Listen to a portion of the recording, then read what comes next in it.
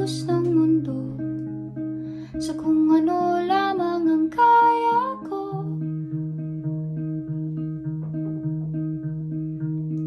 Bigang-biga na sa mga problemang di masolusyonan agad, parang wala nang bukas. Pwede bang umiwas? Hinahanap ang sarili, ngunit di nakakayanin sa ligaw na dinadaanan ko.